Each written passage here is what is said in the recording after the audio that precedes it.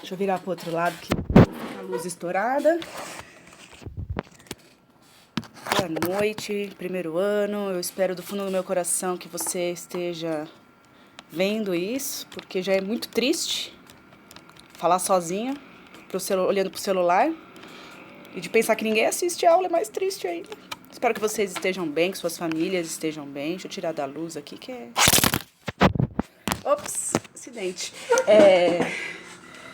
E espero que as suas famílias, você e suas famílias estejam bem e que você consiga aí acompanhar, né, as aulas. Se você estiver perdido na minha matéria, me manda uma mensagem. A gente faz aí uma listinha, né, uma ordem para você poder se organizar.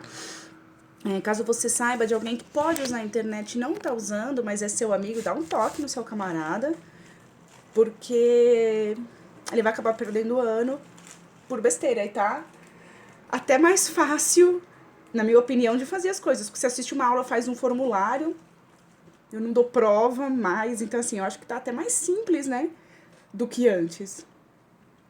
E para vocês não ficarem perdidos, e pra gente ter um pouco de senso de normalidade, de rotina, de cotidiano, que é ir pra escola, né? Já que a gente não vai pra escola, a escola vem até o nosso YouTube. E aí hoje a gente vai começar a falar da Grécia, né? Da Grécia Antiga, que a gente vai entrar no período que a gente chama de Antiguidade Clássica, que a gente vai falar de Grécia e Roma.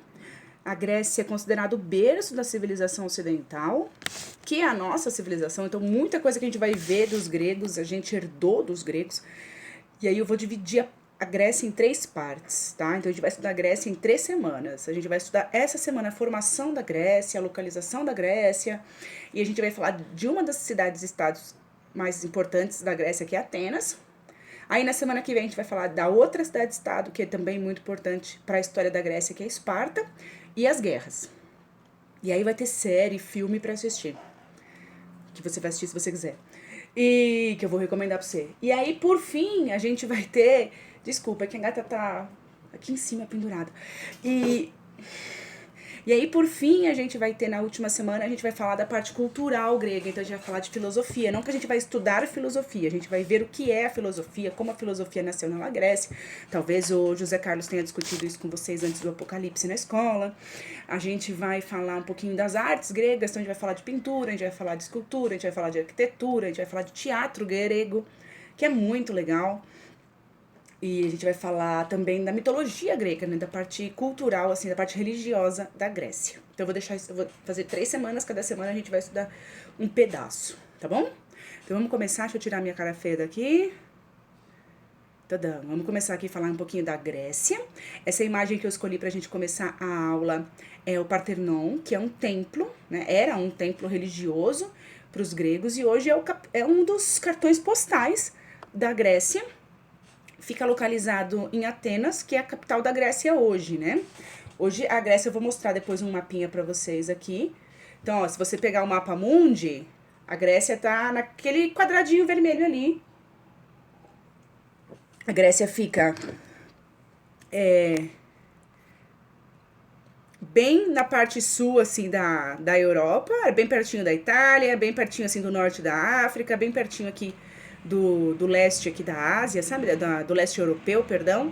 E é muito útil, foi muito útil essa localização para os gregos, porque eles fizeram muito comércio com essa galera pelo mar Mediterrâneo. Eu escrevi mar Mediterrâneo, porque o mar Mediterrâneo é aqui embaixo, e na antiguidade ele era um dos mares mais importantes, né? Para fazer comércio. Então, isso daqui é a região de onde era a Grécia Antiga. E a Grécia de hoje em dia não é exatamente a mesma coisa. Ó, aqui tá o mapa da Europa hoje. Vai que você consegue, Cris. Aqui, ó. A Grécia aqui embaixo. Isso aqui é um território da Grécia hoje, do país da Grécia hoje. Mas a Grécia, ela chegou a ser maior, né? Os gregos se espalharam por mais regiões.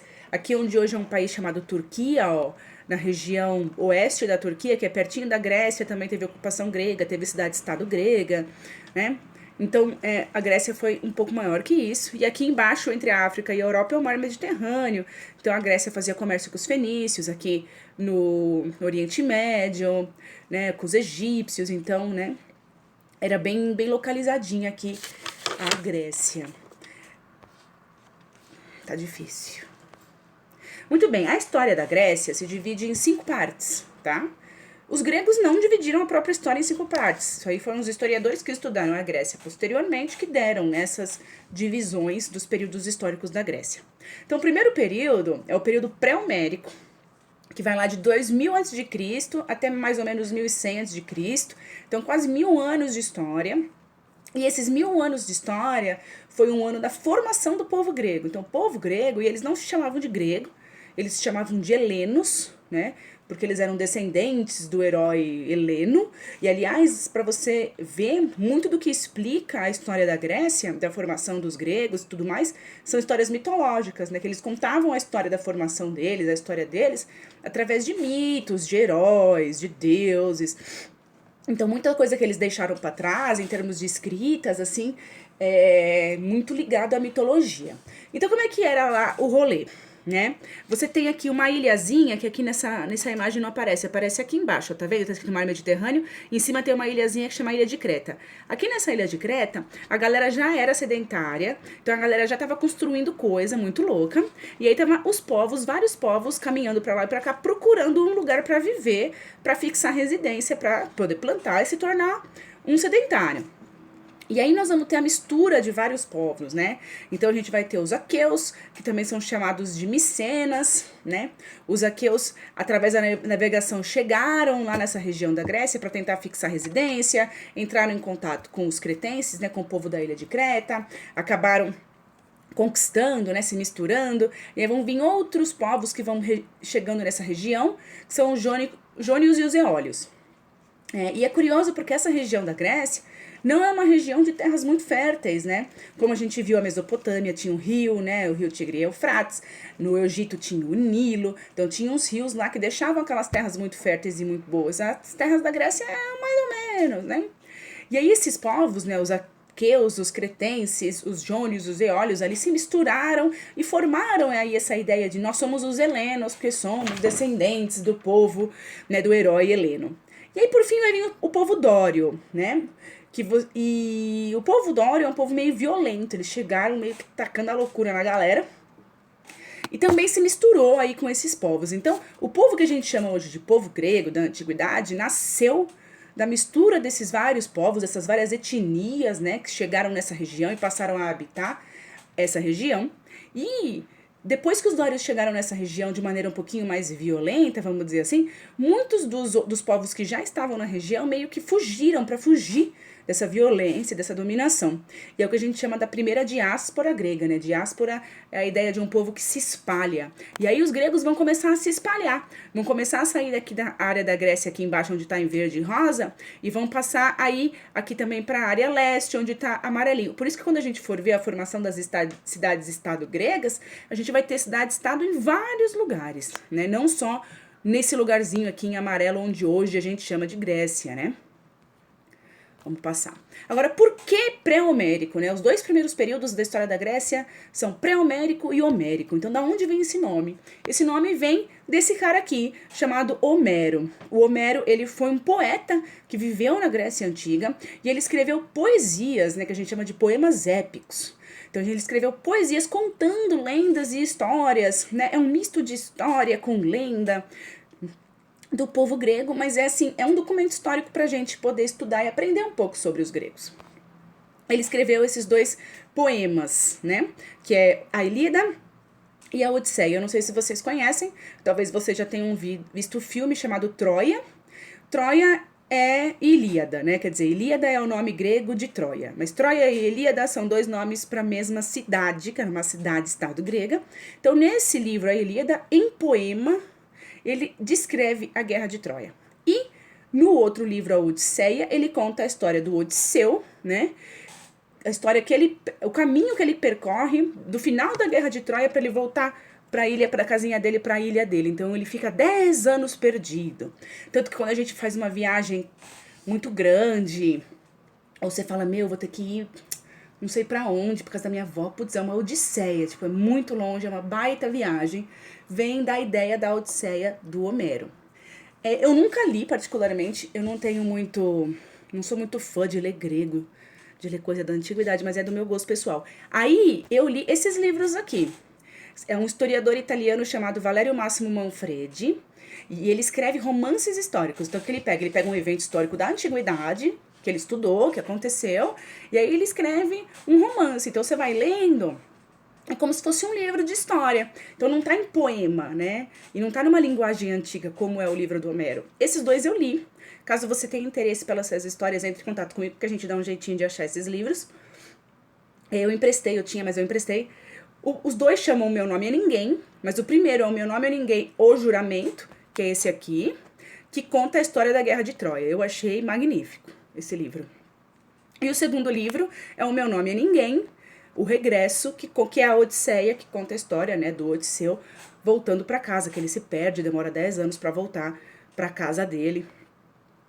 E a gente não sabe muito bem se essa história da Guerra de Troia foi verdade ou não foi verdade. Fato é que tem muita mitologia, muito deus, muita coisa fantasiosa envolvida nisso.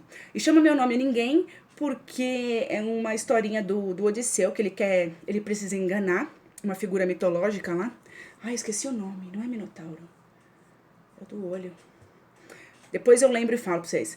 E ele quer enganar, e aí aquela criatura mitológica pergunta pra ele, qual o seu... Eu vou atrás de você, né? Meu pai é um deus e nós vamos atrás de você. Qual que é o seu nome? Ele fala, meu nome é ninguém. E aí os caras ficam lá fora perguntando, tá tudo bem com você? Quem que tá aí? Ele grita, ninguém, ninguém, ninguém. Então as pessoas deixam de ajudar aquela criatura mitológica lá, porque ele é muito ligeiro, né? O Odisseu é famoso porque ele é muito esperto. Bom, eu já conto um pouquinho da história da Guerra de Troia pra vocês.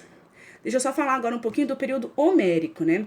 Que é o período mais da formação mesmo dos gregos, né? Então a população, né, a mistura daqueles povos, eles vão passar a se organizar em comunidades. E nessas comunidades, vocês vão ter famílias. E tá errado aqui, é famílias com S, tá? Perdão, digitei errado, faltou o S ali. São famílias que vão dominar as terras. Como é que as famílias... Aí eu acho essa parte sensacional. Como é que essas famílias vão dominar as terras? Como é que a gente decide de quem é uma terra? Sabe quando você chega correndo na minha sala, você e um outro camarada seu, e vocês brigam pra sentar num lugar?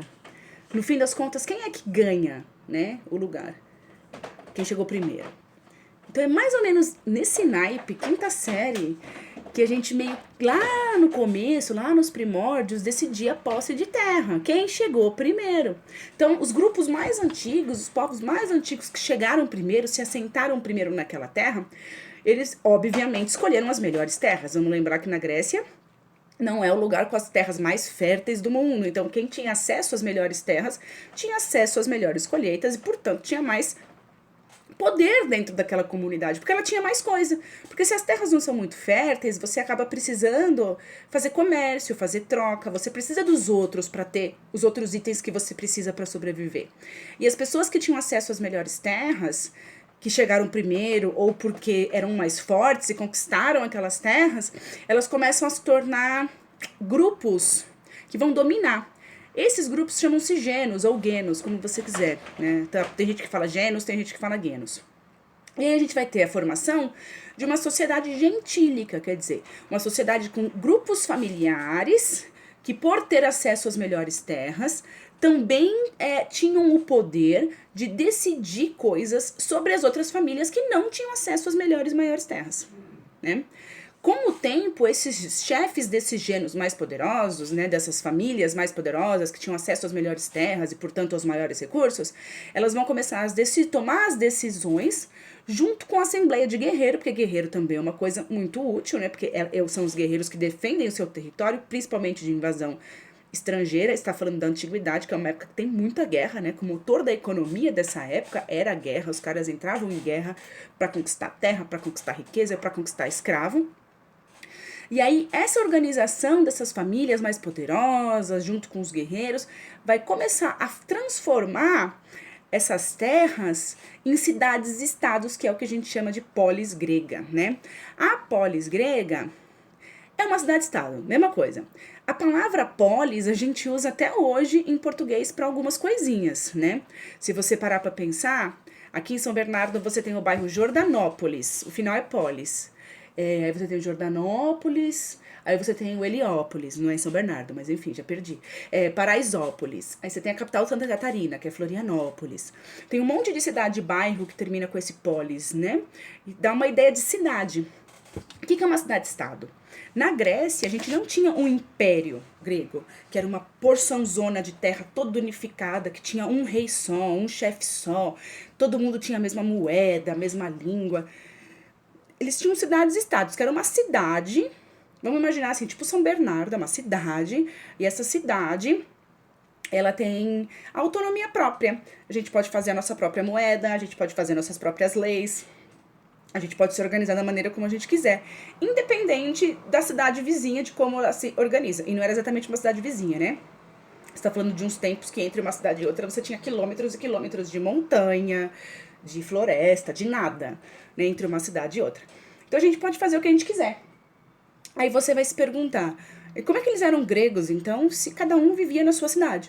Porque eles tinham coisas em comum, né? Eles eram descendentes daqueles povos originários da região, que eram descendentes do herói Heleno, e eles falavam um idioma parecido, e eles acreditavam mais ou menos nos mesmos deuses. Então, eles tinham uma identidade cultural. Então, eles se identificavam enquanto helenos, né, enquanto gregos, porém, cada um na sua cidade, com a sua própria autonomia. Beleza? Deixa eu contar rapidinho a história do cavalo de Troia. Eu peguei as imagens do filme, né? O filme chama Troia, só Troia. Eu não sei se tem na Netflix. Dá uma olhadinha. E aí eu peguei essas imagens do filme para contar a história. Eu vou contar rapidinho, que já tá muito longo. Então, que é a imagem do cavalo de Troia, né? Tanto que quando a gente vai falar, quando você ganha um presente ruim, você fala que você ganhou um presente de grego, né? Ou então o vírus do computador, né? Seu antivírus avisa que chegou no seu computador um cavalo de Troia, né? Por que essa ideia do presente de grego e o cavalo de Troia, né? Que está contado lá no livro do Homero, lá, a Ilíada. Muito bem. Então, aqui você tem um mapinha da Grécia Antiga com algumas cidades-estados, né? Então, você tem aqui embaixo Esparta, você tem Coríntio, você tem Atenas, que hoje é a capital da Grécia, você tem Tebas. Aí aqui, ó, onde hoje é a Turquia, ó, você tem Troia, você tem Mileto. Então, tá vendo? Essa galera, ó, que começou a se formar nessa região, e aí teve que se espalhar e veio morar pra cá. Então, também tinha a Grécia, onde hoje não é o país a Grécia. Então, aqui nessa cidadezinha de Troia, tinha um rei, e esse rei mandou o filho dele para Esparta, que é aqui, ó, aqui embaixo, e aí ele foi fazer negócios lá em Esparta, né? Esse daqui é o ator que faz o rei de Esparta, que é o Menelau, e esse aqui é o Orlando Bloom, que é o ator que faz o Paris, que é o príncipe de Troia.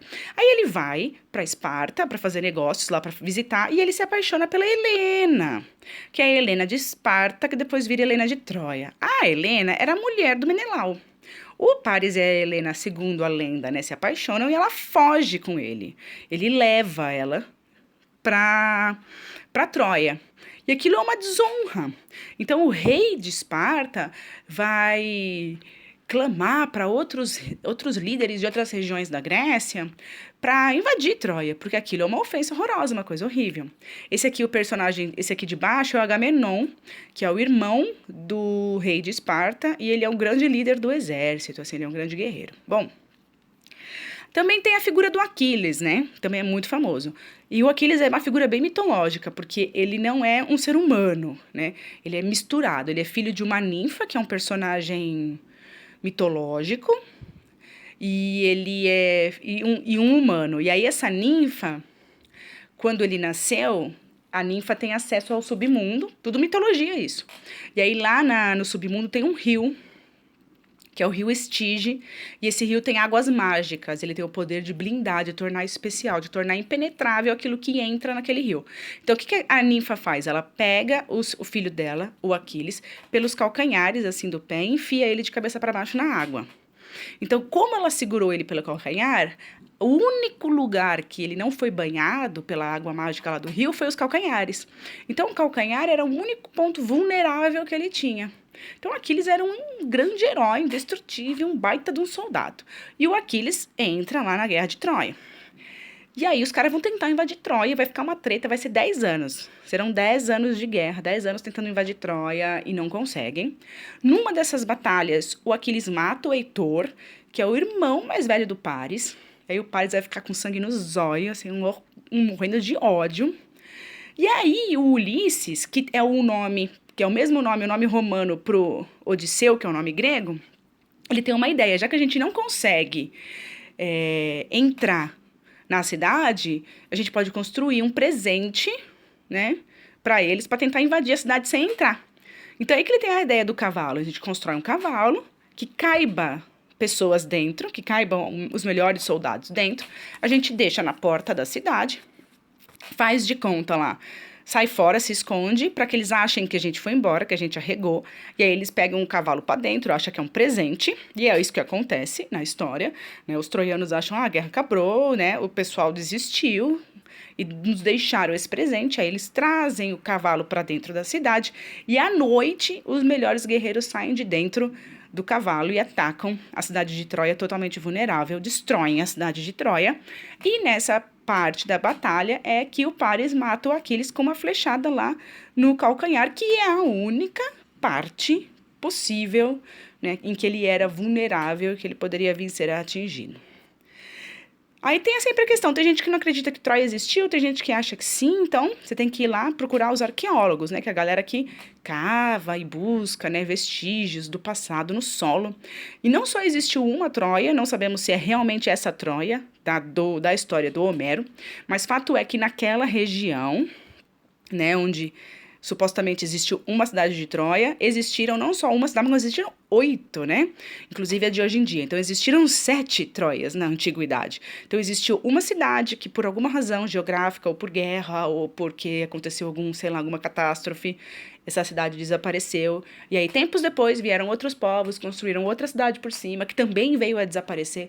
Então, os caras encontraram vestígios de 7 cidades. Então, que existiu uma cidade naquela região, existiu, isso é fato. Agora, se existiu realmente uma guerra e toda essa história que o Homero narra, aí a gente já não sabe.